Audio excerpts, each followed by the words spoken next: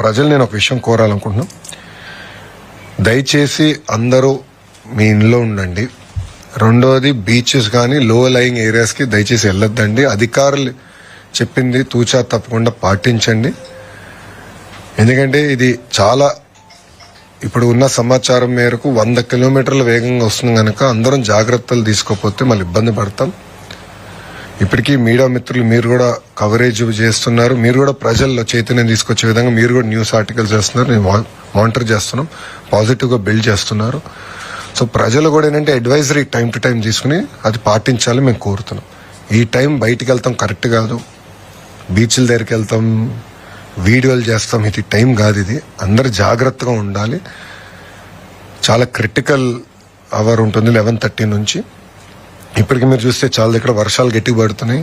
దాటిన తర్వాత కూడా వర్షం ఉంటుంది కనుక అందరూ అప్రమత్తంగా ఉండాల్సిన అవసరం చాలా చాలా ఉంది. ఈ రోజు రాత్రి 11:30 అమలాపురం దగ్గర అంటే ఆ ఏరియా దగ్గర ల్యాండ్ ఫాల్ జరగబోతుంది. సుమారుగా 90 నుంచి 100 కిలోమీటర్లు స్పీడ్ ఉండబోతుంది.